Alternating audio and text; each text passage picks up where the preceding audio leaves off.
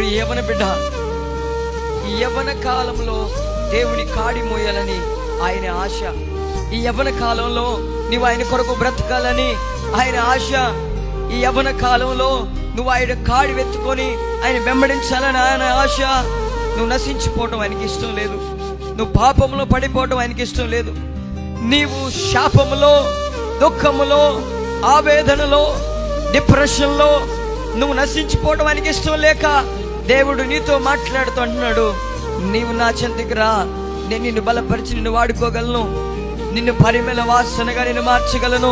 ఈడు యవ్వన కాలంలో ఎందుకు ఇంత భయంకరంగా తయారయ్యాడని జనమందు నిన్ను అనుకుంటున్న సమయాల్లో దేవుడు అంటాడు, నేను నిన్ను బలపరిచి స్థిరపరచగలను. దేవుని వాక్యం అంటుంది, నీ యవ్వనాన్ని బట్టి ఎవ్వడు నిన్ను తృణీకరించకుండా చూసుకును. నీ యవ్వనాన్ని బట్టి ఎవడు నిన్ను తృణీకరించకుండా చూసుకో అని దేవుని వాక్యం సెలవిస్తుంది.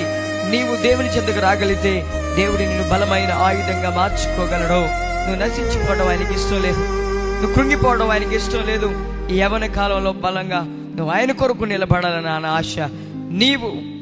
నిన్ను నీ జీవితాన్ని ఆయనకు అప్పగించుకోగలిగితే ఆయన నిన్ను స్థిరపరచగలిగిన దేవుడు.